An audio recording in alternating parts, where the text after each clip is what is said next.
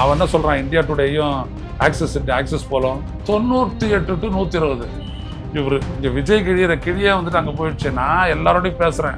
விஜய் அறிவுறுத்தல் கொடுக்குறாருல, யாரும் வெற்றி பெறக்கூடிய எம்எல்ஏக்கள் யாருமே கடத்திட்டு போயிடுவாங்க, இருவாங்க பனையூருக்கு வந்துடணும். அதான் கடத்திட்டு போயிடுவாங்களாம். கடத்திட்டு போயிட்டு ஆட்சி அமைச்சிடுறாங்களே. விஜய் முதல்ல நீ சரி, நீ தோத்துட்டா நீ என்ன பண்ணுவ? பாஜகவை பொறுத்தவரைக்கும் எதையும் செய்வாங்க. ஆட்சியை கைப்பற்றுவதான், தமிழ்நாட்டை கைப்பற்றணும். இப்போ விஜய்க்கு உழுது ஒரு பூத்துலையும் 50 ஓட்டு 60 ஓட்டு விழுந்துச்சு. பாதியை தூக்கி அதிமுக போட்டால் என்ன ஆகும்? அயோத்தியா ஆண்டவன்கிட்ட போனான்னா ஒன்றுமே கிடையாது. இறைவன் பிரசாதம் இருப்பார். ஏன்டா இவன் வந்துருக்குறான், நம்மளுக்கு உள்ள ஆட்டை யூட்டியை போட போகிறான்னா அப்படின்னு வேணால் நினச்சிருக்கலாம். இறைவன் தொங்கு சட்டப்பேரவை வரும், தொங்கு சட்டப்பேரவை வரும். சட்டப்பேரவை வரும்போது தமிழ்நாட்டில் தொங்கினதே கிடையாதுங்க. நல்லா ஸ்திரமாக நிற்கும். ஸ்டாலின் தான் வருவார், கவலைப்படாதீங்க. சல்மினா டாக்கீஸ் நேயர்களுக்கு வணக்கம். நிறைகாலில் நாம் சந்திக்க போவர் அரசியல் விமர்சகர், மூத்த பத்திரிகையாளர் திரு ஐயநாதன் அவர்கள். வணக்கம். வணக்கம். தேர்தல் முடிவுகள், அதனுடைய எக்ஸிட் போல்ஸ் நம்ம பார்த்தோம். குறிப்பாக பர்சன்டேஜ் எவ்வளவு வந்திருக்குன்றதையும், பதிவான வாக்குகளுடைய பர்சன்டேஜும் வெளியிடப்பட்டது. ஆனால் எண்ணிக்கை வெளியிடப்படலை. நம்பர்ஸ் இன்னும் வெளியிடப்படாமல் இருக்கு தமிழ்நாடை பொறுத்த வரைக்கும். ஏன் வெளியிடப்படாமல் இருக்குன்னு கேட்டா, எலெக்ஷன் ரிசல்ட் அன்னைக்கு நாங்க அதை கொடுப்போம் அப்படின்றாங்க. இதுவே முறைகேடான விஷயமா பார்க்கப்படுது. இல்ல பல சந்தேகங்கள் எழுப்பப்படுது. நீங்க எப்படி இதை பார்க்குறீங்க? அதாவது ஒரு தேர்தல் நடக்குது அப்படின்னோம்னா, தேர்தல் நடக்கும்போது இத்தனை பர்சன்டேஜ் வாக்கு பதிவுலாம் சொல்லுவாங்க. தேர்தல் நடந்து முடிஞ்ச மறுநாளே பார்த்தீங்க அப்படின்னோம்னா, அதாவது 2019 வரை நடந்தது இதுதான். மக்களுக்கு தான் புரிஞ்சுக்கணும். மறுநாளே பார்த்தீங்க அப்படின்னோம்னா, மொத்த வாக்குகள் சைதாப்பேட்டை தொகுதி மொத்த வாக்குகள் பதிவானது அப்படின்ட்டு அப்படியே ஃபுல்லாக போட்டுருவாங்க. அவ்வளோதான். மொத்த வாக்குகள் பதிவான வாக்குகள், செல்லாத வாக்குகள்லாம் வர்றது, மொத்த வாக்குகள் பதிவான வாக்குகள் போட்டு பர்சன்டேஜ் போட்டுருவாங்க. இந்த மாதிரி எல்லா இடத்துக்கும் தொகுதி வயசாக கொடுத்துட்டு தான் தேர்தல் ஆணையம். இப்போ அந்த மாதிரி தர்றதே இல்லை. அவங்க என்ன பண்ணுறாங்க அப்படின்னோம்னா, தேர்தல் ஆணையத்தினுடைய இந்த அயோக்கியத்தனத்தை புரிஞ்சுக்கங்க. அவங்க என்ன பண்ணுறாங்க அப்படின்னோம்னா, அதுக்கப்புறம் இந்த குக்கப் பண்ணுறாங்க, இந்த ஃபிகரை அதிகப்படுத்துகிறாங்க. வாக்கு அளித்தவங்களோட எண்ணிக்கையை இவங்க அதிகப்படுத்துகிறாங்க. அதிகப்படுத்தி அதை காட்டுறாங்க. இப்போ மற்ற மாநிலங்கள்லாம் இது ஒரு பெரிய பிரச்சனை. எப்படி அப்படின்னா, மற்ற மாநிலங்களே ஒரு பிரச்சனை இல்லை, தமிழ்நாட்டில் பிரச்சனை. ஏன்னா தமிழ்நாட்டில் வாக்குப்பதிவு முடிஞ்சிட்ட உடனே என்ன பண்ணுறோம், நம்ம 17C ஃபார்ம் வாங்கிடுறோம். 17C ஃபார்ம்ன்றது என்னது? ஒரு வாக்குச்சாவடியில் மொத்த வாக்காளர்கள் எவ்வளோ பேர், அதில் எவ்வளோ பேர் வாக்களித்தாங்க, வாக்களித்தவர்கள பெண்கள் எவ்வளோ, ஆண்கள் எவ்வளோ, எல்லா டீட்டெயிலில் போட்டு அந்த வாக்குப்பதிவு அதிகாரி கையெழுத்து போட்டு, ஏஜென்ட்டுங்களை கையெழுத்து போட்டு ஒரு சீட்டு, அதை ஃபார்மு, அதான் 17C, அதை வாங்கிட்டு வந்துடுறோம். இவங்க அந்த ஃபார்ம் 17C எடுத்துக்கிட்டு தான் இப்போ திமுகவோ அதிமுகவோ கம்யூனிஸ்டுகளோ என்ன பண்ணுவாங்க, இதை எடுத்துட்டு அங்கே போவாங்க. எங்கள் வாக்கு எண்ணிக்கை கூடத்துக்கு போவாங்க. அங்கே போன உடனே அந்த பர்டிகுலர் ஒரு பூத்து தான் எடுத்து வைக்கும் போது அதற்குரிய அந்த இது 17C ஃபார்ம் எடுத்து வச்சுக்கிட்டு ஒரு சீரியல் நம்பர் பார்ப்பாங்க, மிஷின் சீரியல் நம்பர். ஓகேன்ற உடனே அதை ஓப்பன் பண்ணி மொத்த ஓட்டு எவ்வளோ ஆச்சு அப்படின்றத பார்க்க சொல்லுவாங்க. பார்த்துட்ட உடனே இப்போ எண்ணுங்க சார் அப்படின்னு, இப்போ ஓப்பன் பண்ணி எண்ணுங்க அப்படின்வாங்க. அப்படிதான் பண்ணுவாங்க. ஆனால் இங்கே பார்த்தீங்க அப்படின்னோம்னா இது இப்போ இருக்குது. ஆனால் தேர்தல் ஆணையத்தை பொறுத்த வரைக்கும் ஒரு தொகுதி வயசு எவ்வளோ போல் ஆச்சு, எவ்வளோ ஓட்ஸ் போல் ஆச்சு அப்படின்றது சொல்லணும். சொல்லாதையே மறைக்கிறாங்க. இது என்னாச்சு, போன தேர்தலில் ஆந்திராலையும் ஒடிசாலையும் நீங்கள் பார்த்தீங்கன்னா, ஆந்திராவில் 12.48% ஓட்டை தூக்கிட்டாங்க. அது ஓட்டு விழுந்ததுக்கு அப்புறம் இன்க்ரீஸ் பண்ண ஓட்டு. அது எப்படி விழுந்தது, எங்கே விழுந்தது, எப்போ இன்க்ரீஸ் ஆச்சுன்னா தெரியாதெல்லாம் EVM வச்சு பண்ணிட்டாங்க. 12.53% ஓட்டு அங்கே இன்க்ரீஸ் ஆச்சு. எங்கே? ஒரிசால நீங்கள் சீஃப் மினிஸ்டர் உட்காந்துட்டு இருக்கிறவர் மட்டும் பார்த்தீங்கன்னா 30% அவருடைய தொகுதியில் ஓட்டு இன்க்ரீஸ் ஆயிடுது போட்டவங்க. ஸோ இந்த மாதிரியெல்லாம் பண்ணுறது என்னன்னா, முழுக்க இது அயோக்கியத்தனம். இது வெற்றி தோல்வியை நிர்ணயிக்கிறது. போன முறை மக்களவை தேர்தல் அப்பவே நம்மளுக்கு 7.24% ஓட்டு இன்க்ரீஸ் ஆயிடுது. அது ஐயா தேவசகாயம் போன்றவரெல்லாம் சொன்னாங்க. இதெல்லாம் பற்றி தேர்தல் ஆணையம் எந்த விதமான பதிலும் கொடுக்கல. இப்பவும் அதே தான் செய்கிறாங்க. எண்ணி முடிக்கும் போது சொல்கிறேன்னாங்க. எண்ணி முடிக்கும் போது நீ என்ன சொல்கிறதா எங்களுக்கே தெரியுமா. ஒரு ரவுண்டுக்கு நம்ம சொல்லுவோம்ல, வாக்கு எண்ணிக்கை சொல்லுவான்ல, மொத்தத்தில் ஒரு 12 டேபிளில் போட்டு எண்ணுறாங்கன்னா 12 டேபிளையும் சேர்த்து முதல் சுற்று அப்படி சொல்லிட்டு சொல்லுவாங்கல்ல, 4000 ஓட்டு, திமுக 2300, அதிமுக 700, ஏதோ ஒன்று அப்படி சொல்லுவாங்க இல்லையா. அதுதான் சொல்ல வரேன். அது சொல்லிட்டு போகிறாங்க. அது வரைக்கும் நீ ஏன் சொல்கிறது இல்லை, அதுதான் இங்கே ரொம்ப முக்கியம். ஆனால் நீங்கள் சொல்கிறதுலேருந்து அந்தந்த கட்சியினுடைய பூத் ஏஜென்ட்ஸ் கிட்டேயே எவ்வளவு வாக்குகள் பதிவாயிருக்குன்ற கணக்கு இருக்கும் இல்லையா? இங்க இருக்குங்க, மற்ற மாநிலங்கள் எல்லாம். அது சொல்லுங்க ஃபர்ஸ்ட்.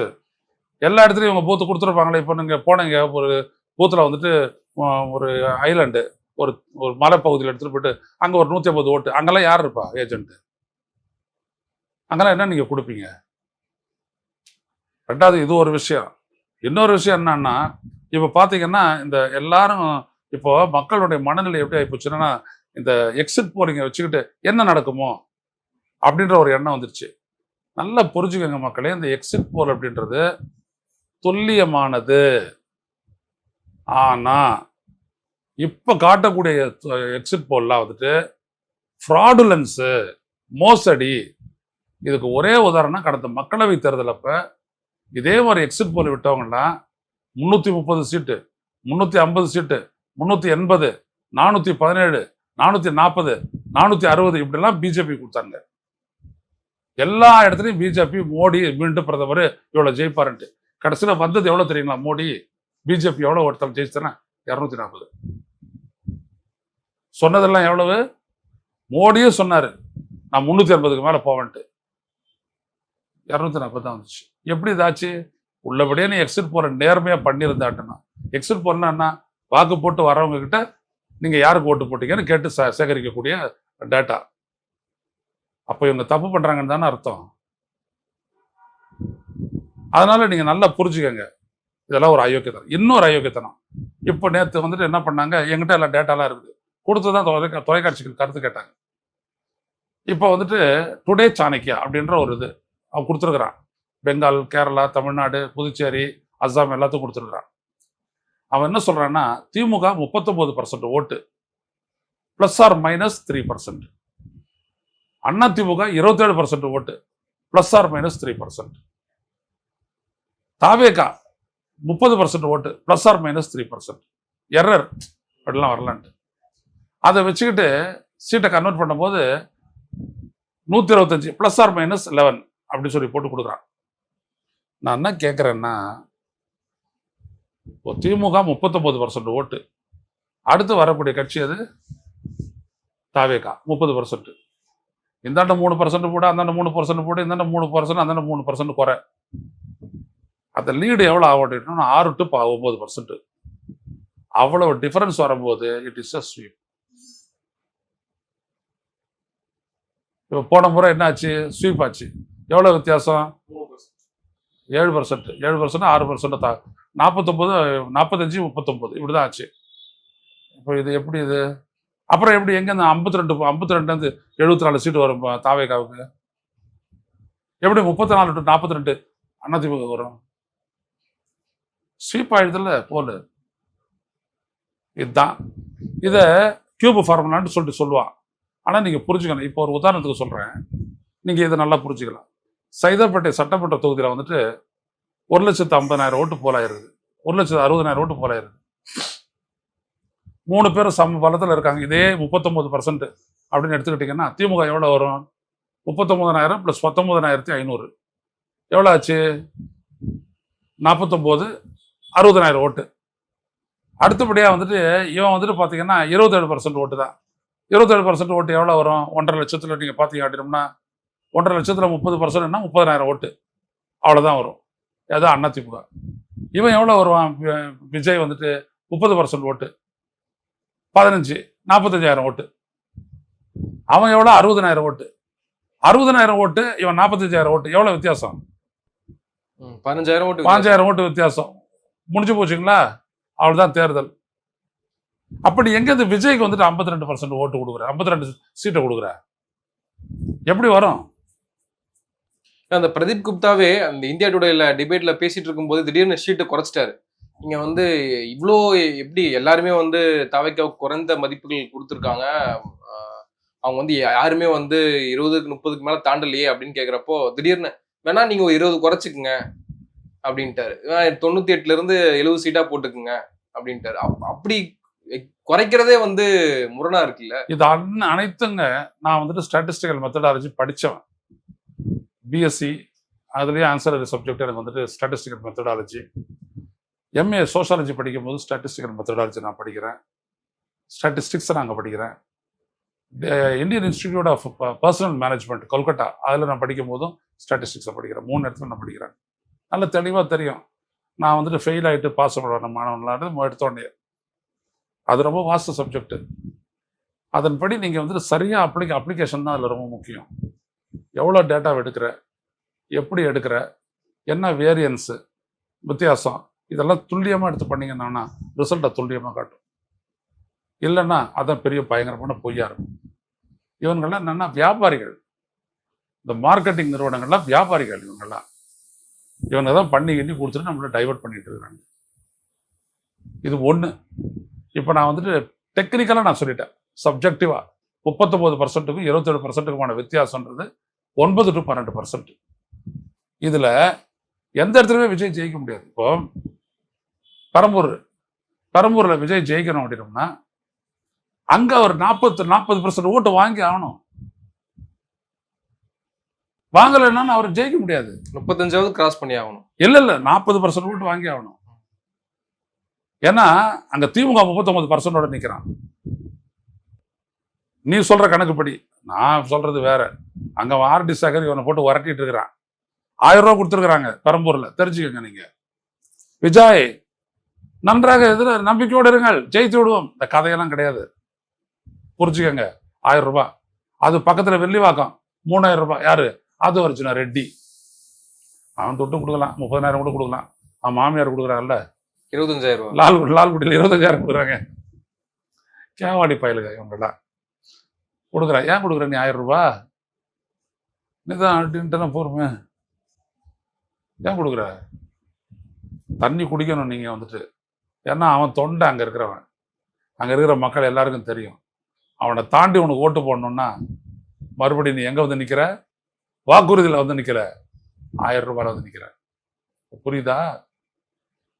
தேர்தல் அரசியல் அப்படின்றது உனக்கு ஒன்றும் கிடையாது அப்படின்றது தெரியுதா? ஆனா அவன் என்ன சொல்றான்? இந்தியா டுடேயும் ஆக்சஸ் போலும்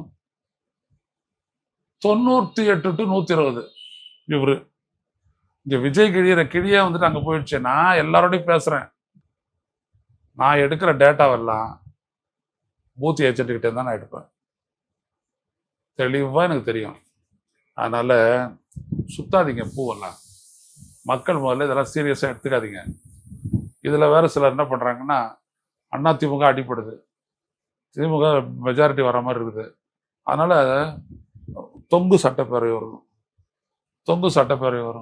சட்டப்பேரவை வரும்போது தமிழ்நாட்டில் தொங்குனதே கிடையாதுங்க. நல்லா ஸ்திரமா நிற்கும். ஸ்டாலின் தான் வருவார், கவலைப்படாதீங்க. திமுக தான் ஜெயிக்கும். திமுக கூட்டணி பலம் வேற ரொம்ப அதிகம். விடுதலை சிறுத்தைகள், தேசிய முற்போக்கு திராவிடர் கழகம், 2 கம்யூனிஸ்டுகள், மறுமலர்ச்சி திராவிட முன்னேற்ற கழகம், மனிதநேய மக்கள் கட்சி, இந்திய யூனியன் முஸ்லீம் லீக், மனிதநேய ஜனநாயக கட்சி எல்லாமே ஸ்ட்ராங்கானவங்க. முக்குளத்தூர் புலிப்படை எல்லாரும் இருக்காங்க. அதனால அவங்க தான் ரொம்ப ஸ்ட்ராங்கு. இவங்க சொல்ல 39% இல்லை, கிட்டத்தட்ட 45 to 50% திமுக எடுக்கும். அதனால உடனே இவங்க என்ன பண்ணாங்க? கூட்டணி, விஜயும் அதிமுகவும் கூட்டணி சேர்ந்து ஆட்சி. இது பெருசா போகுது. இல்ல விஜய் அறிவுறுத்தல் கொடுக்குறாருல, யாரும் வெற்றி பெறக்கூடிய எம்எல்ஏக்கள் யாருமே இருவாங்க பனையூருக்கு வந்துடணும். அதான் கடத்திட்டு போயிடுவாங்களாம். கடத்திட்டு போயிட்டு ஆட்சி அமைச்சிருக்காங்களே. விஜய் முதல்ல நீ சரி, நீ தோத்துட்டா நீ என்ன பண்ணுவ? நீயும் பனையூருக்கு தான் வந்துடுவ. தோத்துட்டோன்னா அப்படியே போன்ட்ட, ஜெயிச்ச மட்டும் வரேன். என்ன தலைவர், என்ன உங்களுக்கு இப்படி ஆகி போச்சுன்னு நீ என்ன பதில் சொல்லுவ? அது முதல்ல சொல்லியா நீ? தேர்தல் அரசியல்லாம் போட்ட பண்றது. அதெல்லாம் நீங்க நினைக்கிற மாதிரிலாம் அதெல்லாம் நடக்காது. இல்லை, நீங்க சொன்ன சில ஆபத்துகள் வந்து தாவைக்கவனுடைய வாக்குகளை வந்து அதிமுகவுக்கு மடைமாற்றம் செய்வதற்கு பாஜக ட்ரை பண்ணும். ஆஃப்டர் எலெக்ஷன் அதை பண்ணுவாங்க. காரணம் என்ன? இப்ப விஜய் வந்துட்டு 30%, அஇஅதிமுக பாஜக 27%. அமித்ஷா பார்த்து சும்மா இருப்பார்? அவர் தான் அங்க மசாசூசெட்ஸ் யூனிவர்சிட்டியில் வந்துட்டு வாங்கியிருக்காருல. அவர் என்னது என்ஜினியர், அவர் பெரிய என்ஜினியர், எம்டெக் அவர் வாங்கியிருக்காரு. அவருக்கு வந்துட்டு என்ன பண்ணுவார்? அவர் உடனே இப்போ விஜய்க்கு உழுது ஒரு பூத்துலையும் 50 ஓட்டு 60 ஓட்டு உழுதுன்னு வச்சுக்கோங்க, பாதியை தூக்கி அதிமுக போட்டால் என்ன ஆகும்? ஸோ ஓவராலாக ஒரு தொகுதியில் வந்துட்டு 30,000 ஓட்டு வாங்குவார் விஜய். அப்படின்னா அந்த தொகுதி முடிவு வந்துட்டு வருது 5,000 ஓட்டு விஜய்னு வருது. எப்படி தெரியும் உங்களுக்கு விஜய் வாங்கினது 5,000 தான்ட்டு? டோட்டல் மாறாதையும் டிரான்ஸ்ஃபர் பண்ணிடலாம். இவிஎம்ல. எல்லாம் நான் எழுதி வச்சிருக்கிறேன். இந்த வாக்கேந்திர சூழ்ச்சி மக்களாட்சி நிகழ்ச்சி புத்தகத்துல 150 பக்கம். ஆமா, நான் எழுதி வச்சிருக்கிறேன். எல்லாம் ஆதாரத்தோடு எழுதி வச்சிருக்கேன். என்ன நடந்ததுன்றதெல்லாம் ஆதாரத்தோடு எழுதி வச்சிருக்கிறேன். இந்த நாட்டில் என்ன அப்படின்னம்னா, அறிவை யாரும் கவலைப்படுறது இல்லை. இதை நான் பண்றதுக்கு வந்துட்டு கிட்டத்தட்ட 6 மாசம் ஆச்சு. கரெக்டா மே மாசம் தேர்தல் முடியுது, டிசம்பர் மாசம் ஜனவரி மாசம் இதை வெளியிடுறேன். அவ்வளவு தூரம் வேலை செய்ய வேண்டியதா இருக்குது. ஆனா இதை படிச்சு பார்த்துட்டு ஒரு நாள்ல படிச்சிடலாம். 150 பக்கம் தானே, யாருமே ரெஸ்பாண்ட் பண்ணல. கட்சிக்காரங்களுக்கு வந்துட்டு என்ன அப்படின்னம்னா, இதை அவங்களால புரிஞ்சிக்கவே முடியல. ஒரு சிப்பு அதை எப்படி ப்ரோக்ராம் பண்ணியிருக்காங்களோ அதன்படி அது செயல்பட போகுது, அவ்வளவுதானே. ஆனா திமுக காரங்க ஒரு எச்சரிக்கை கொடுக்குறாங்க, எங்க கிட்ட மொத்த கணக்குகள் இருக்கு, நீங்க வந்து தேர்தல் ஆணையம் ஒழுங்கா நடந்து. கணக்கு திமுக கிட்ட இருக்குதுங்க. உள்ள இப்போ ஒரு பாருங்க, ஒரு பூத்துல 800 ஓட்டு இருக்கு. நல்லா தெரிஞ்சுக்க பாலாஜி, 800 ஓட்டு இருக்குது. 600 ஓட்டு போலாது. 600 ஓட்டுல திமுகவுக்கு 250 ஓட்டு போலாயிடுச்சு. அண்ணா திமுகவுக்கு ஒரு 150 ஓட்டு போலாயிடுச்சு. விஜய்க்கு ஒரு 60-70 ஓட்டு போலாயிடுச்சு. நாம் தமிழர் கட்சி ஒரு 30 ஓட்டு போலாச்சு. மிச்சத்தெல்லாம் சுயேட்சைகளுக்கு போச்சு. சார் தானே. மொத்தம் ஓட்டு வந்து எவ்வளோ? 600. இந்த 600 ஓட்டுல விஜய்க்கு கொடுத்த அந்த 80 ஓட்டும் 60 ஓட்டுலையும் பாதி தூக்கி போட்டு அதிமுக 180 ஆகுது. இவர் ஒரு 30 ஓட்டு வாங்கியிருக்கிற சீமானு அவர் ஒரு 5 குறைச்சி தூக்கி போட்டோம்னா அப்புறம் அதிமுக 195 ஓட்டு ஆகுது. தெரியுதா? அப்புறம் ஃபைனலா என்ன ஆயிடுது? அதிமுக நல்லா ஸ்ட்ராங்கா இருக்குது, இவங்கெல்லாம் வீக் ஆயிடுறாங்கன்னா பதிவான வாக்கு என்னைக்குதான் இருக்குமே தவிர யாருக்கு போட்டாங்கன்றது தெரியாது. இப்போ நீ போற மையில எல்லாம் பார்த்துருக்கிறதுக்கு கடைசியில் கொடுக்குற மையை வச்சுட்டு போய் போடுங்க சார், போத்தா நான் அம்மிட்டு வரேன். அங்கே விவிபேட்டில் தெரியுது யாருக்கு நீ ஓட்டு போட்ட அப்படின்னு. அவ்வளோதானே. இந்த ஓட்டு யார் கணக்கில் போய் சேர்ந்துச்சுன்னு உங்களுக்கு தெரியுமா? ஆதாரம் கிடையாது. முன்னாடினா வாக்குச்சீட்டு அதில் நீ குத்தி போட்டிருப்ப, அதில் சீரியல் நம்பர்லாம் இருக்கும். ஸோ என்ற இடத்துல அதை எடுக்கலாம். இப்போ என்னத்தை எடுப்ப நீ? ஒன்றும் கிடையாது. இந்த இடத்துல தான் அந்த ஃப்ராடுலன்ஸே இருக்குது. The devil lies in the secrecy. ரகசியத்தில் தான் அந்த பிசாசை ஒழிஞ்சுக்கிட்டு இருக்கோம். இதுதான். ஸோ இதுதான் நீங்கள் மொத்த டோட்டலாக அப்படியே தான் கிடைக்கும் இருக்கும். ஆனால் இது மாறுமே. அவங்க 1வது வரவனே 2வது வரவங்கிட்ட இருந்து திருட மாட்டாங்க. ஏன்னா அவங்க எஸ்டாப்ளிஷ்டு பார்ட்டிஸ். மற்றவங்ககிட்ட தான் திருடுவாங்க. இப்போ இந்த உதாரணத்துக்கு இப்படிலாம் நடந்திருக்குதா? 2019 தேர்தலில் அம்மா மக்கள் முன்னேற்ற கழகம் கட்சி குக்கர் சிறந்தில் போட்டிட்டு அந்த கட்சி 22 லட்சம் ஓட்டு வாங்கினாங்க, 6% ஓட்டு. ஆனா அந்த கட்சி வந்துட்டு பாத்தீங்க அப்படின்னா கிட்டத்தட்ட 200 பூத்துல 2000 பூத்துல அவங்களுக்கு ஒரு ஓட்டு கூட கிடையாது. பூத் ஏஜென்ட் இருக்கிறான், அவனு குடும்பம் இருக்குது, அங்க கட்சிக்காரர் இருக்கான், எல்லாம் இருக்கான், ஒரு ஓட்டு கூட இல்லை. எங்க போச்சு அந்த ஓட்டலாம்? போயிட்டு தினகரன் டிடிவி தினகரன் கேளுங்க, இல்ல நடந்துச்சா இல்லையான்னு கேளுங்க. இப்படிதான். ஸோ மேனிப்புலேஷன், இந்த இவிஎம் வச்சுக்கிட்டு எல்லா விதமான மேனிப்புலேஷன் நீ பண்ணலாம். அதான் ரொம்ப முக்கியம். அதுதான் பலரையும் அச்சப்படுத்துது. ஸோ அந்த மேனிப்புலேஷனுக்கு ஏற்ற மாதிரி இவன் முன்னாடியே விடுறது